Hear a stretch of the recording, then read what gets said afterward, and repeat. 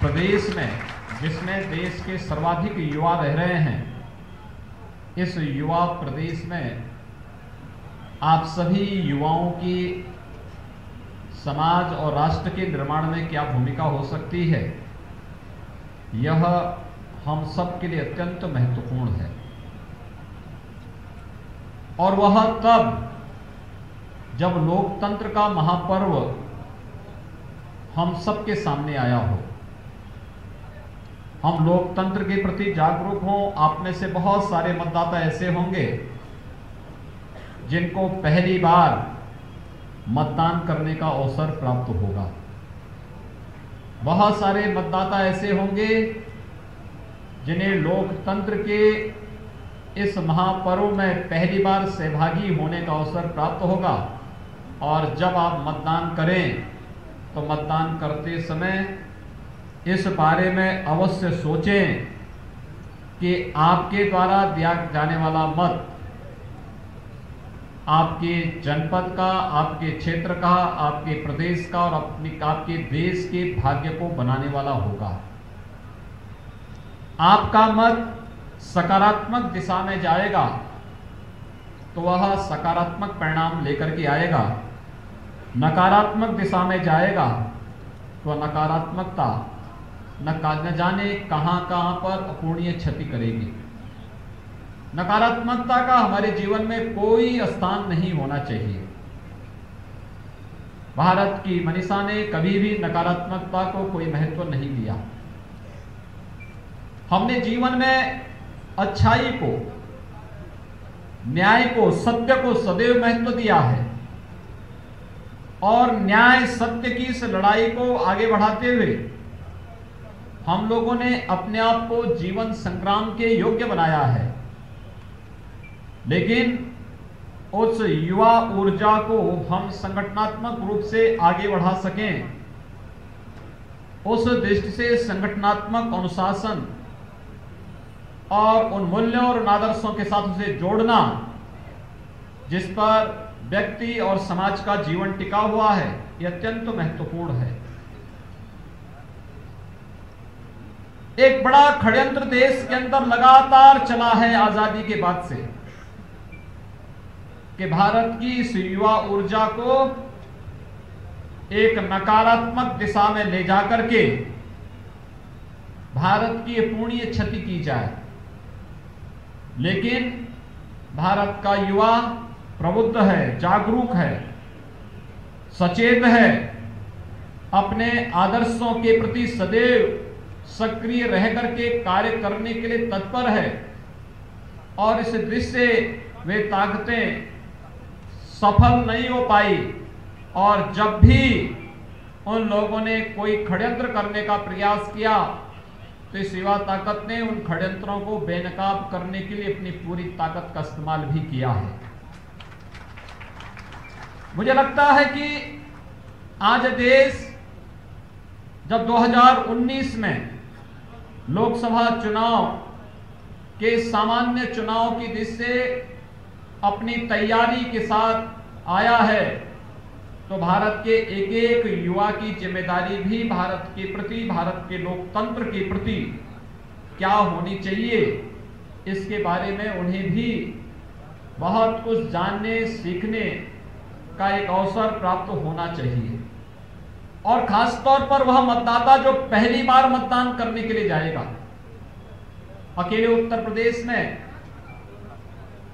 लगभग 14.5 करोड़ मतदाता हैं जिन्हें 2019 के लोकसभा सामान्य निर्वाचन में भागीदार बनने का अवसर प्राप्त होगा। और इसमें से एक बड़ी संख्या वह है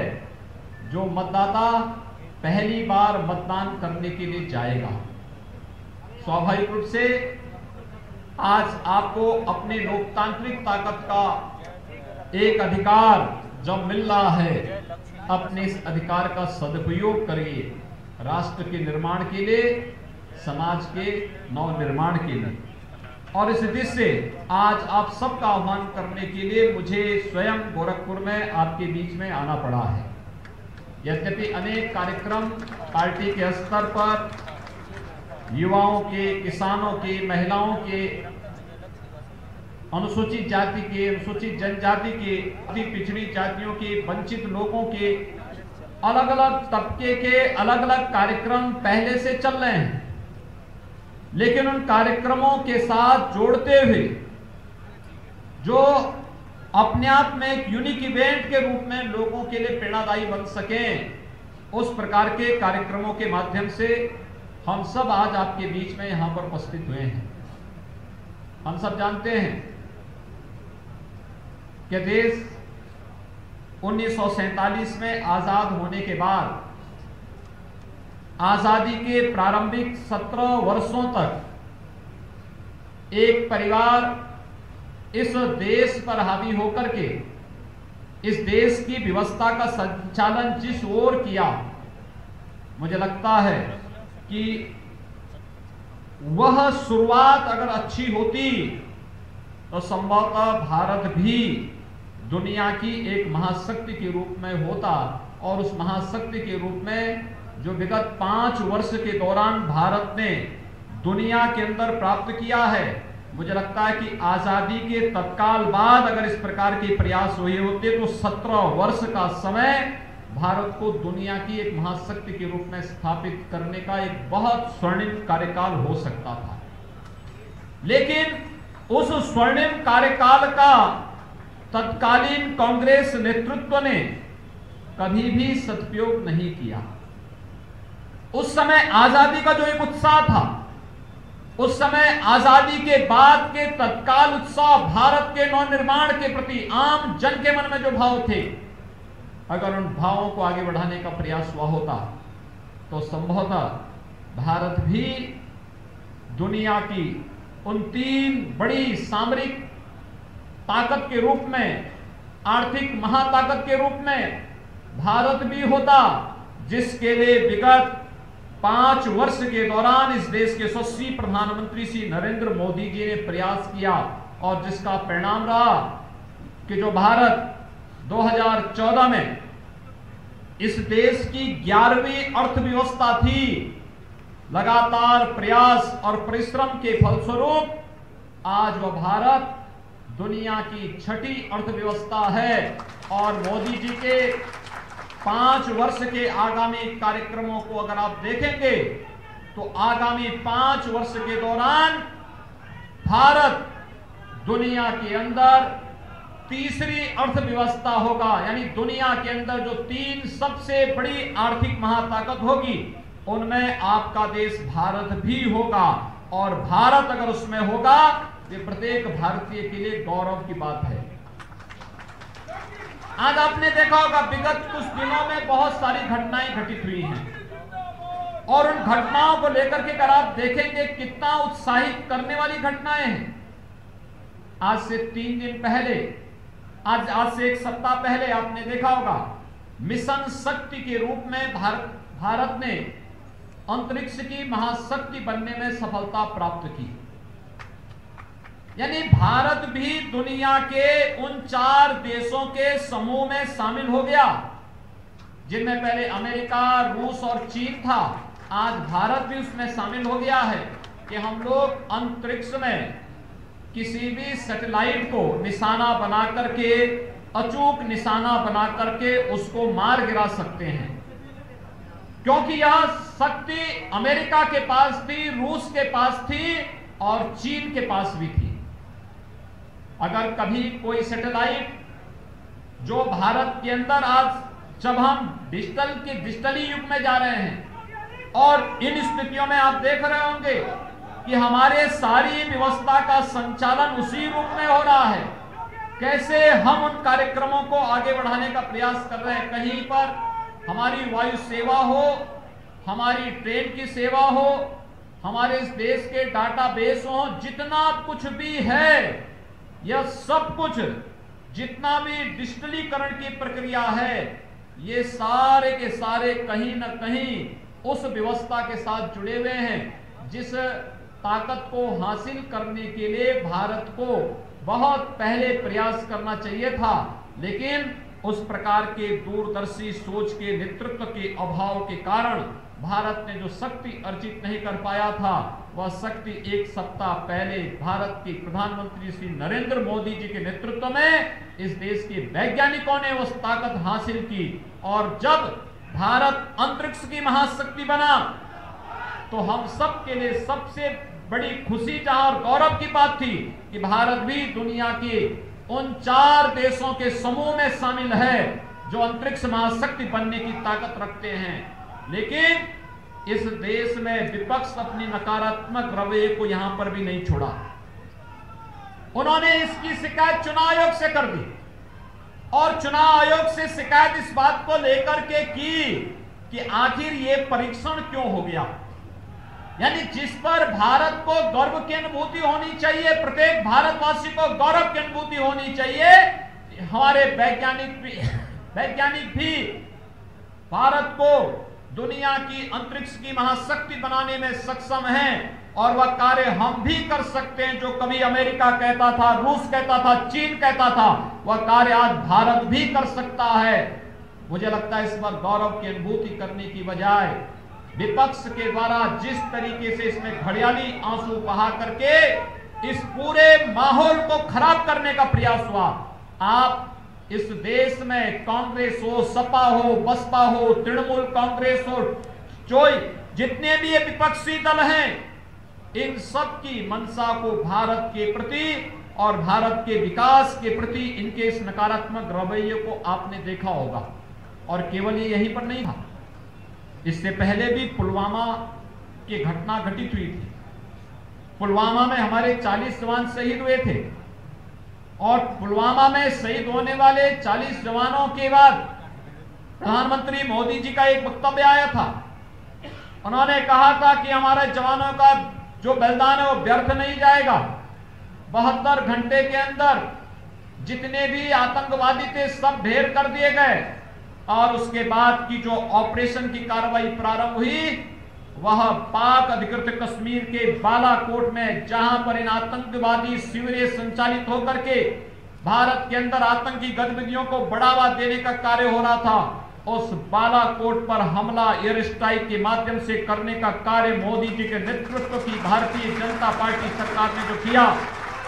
उस पर भी गौरव की अनुभूति करने की बजाय विपक्ष के द्वारा सेना के शौर्य और पराक्रम पर प्रश्न उठाने के प्रयास हुए हैं। और इसीलिए आप इस बात को जान सकते हैं कि विपक्ष वास्तव में जिस प्रकार की नकारात्मक राजनीति को बढ़ावा दे रहा है और जिस प्रकार से इस प्रकार के बयान दे रहा है, जिसके कारण पाकिस्तान जैसा हमारा शत्रु देश भी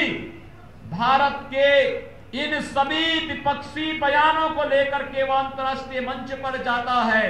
और इन बयानों को भुनाने का प्रयास करता है। जो लोग भारत की सुरक्षा के प्रति सजग न हो, जिन लोगों ने इस देश को बदहाल किया है, जिन्होंने वंशवाद की राजनीति को, परिवारवाद की राजनीति को, जातिवाद, क्षेत्रवाद और भाषावाद की राजनीति को देश के अंदर प्रेरित और प्रोत्साहित करके भारत के सामाजिक ताने बाने को छिन्न भिन्न करके भारत की योजनाओं को तुष्टीकरण की भेंट चढ़ा करके पूरे देश में आतंकवाद को, नक्सलवाद को, अलगाववाद को बढ़ाने का कार्य किया था, वे लोग आज 2019 के चुनाव में एक बार पुनः भारत की सत्ता के लिए चुनौती प्रस्तुत करते हुए दिखाई दे रहे हैं। और इसलिए इन स्थितियों में इस देश के नौजवानों की महत्ता और ज्यादा है। नौजवानों का महत्व इसलिए भी है, नौजवानी, ये जवानी इस बात के लिए जानी जाती है जहां पर व्यक्ति स्वयं के लाभ और हानि की चिंता के बगैर अपने समाज और अपने राष्ट्र के लिए सर्वस्व न्यौछावर करने को तैयार होता है। देश आजादी देश को अचानक नहीं मिली। अगर पंडित राम प्रसाद बिस्मिल, सरदार भगत सिंह, चंद्रशेखर आजाद, अस्फाउल्लाह खां या फिर नेताजी सुभाष चंद्र बोस जैसे क्रांतिकारी ये सोचते कि मैं इस कार्य को करूंगा, मैं देश की आजादी के लिए कोई सजा सहूंगा, इसका क्या मुझे फल मिलेगा, अगर यही बात वे सोचते, क्या ये देश आजाद हो पाता? क्या ये देश कभी आजाद हो पाता? देश के क्रांतिकारियों के द्वारा, देश के स्वतंत्रता संग्राम सेनानियों के द्वारा इस देश की आजादी के लिए सर्वस्व न्यौछावर करने के लिए जो त्याग और बलिदान देश के अंदर दिया गया, उसकी कोई कीमत नहीं हो सकती। वह हम सब के लिए सदैव अरण्य है, पूरे देश के लिए अभिनंदनीय है, और इस दृष्टि से हम सबको उससे प्रेरणा प्राप्त करनी होगी कि देश आज क्या चाहता है। एक तरफ नकारात्मक ताकत के रूप में वे लोग हैं जो लोग नहीं चाहते कि भारत दुनिया के अंदर एक महाशक्ति के रूप में जाना जाए। याद करिए, आज से 5 वर्ष पहले की उन स्थितियों को, 5 वर्ष पहले की उन स्थितियों को याद करिए। यही भारत है जिस भारत में चीन कई कई किलोमीटर तक अंदर घुसपैठ कर लेता था। सरकारें कहती थी हम देख रहे हैं, देखेंगे, करते कुछ नहीं थे। पाकिस्तान कई बार भारत के अंदर हमला करता था, भारत के सैनिकों का सिर काट करके लेके जाता था। सरकारों की हिम्मत नहीं थी कि वे उस पाकिस्तान का जवाब दे सके। जवान इंतजार करता था कि जैसे ही आदेश मिलेगा हम पाकिस्तान की ऐसी की तैसी फेर देंगे, लेकिन सरकारों के पास दृढ़ इच्छा शक्ति का अभाव था। लेकिन भाइयों बहनों, आपने देखा होगा 2004 से 2014 के बीच कांग्रेस नेतृत्व की यूपीए सरकार थी। समाजवादी पार्टी, बहुजन समाजवादी पार्टी, ये दोनों बेगाने की शादी में अब्दुल्ला दीवाना की भांति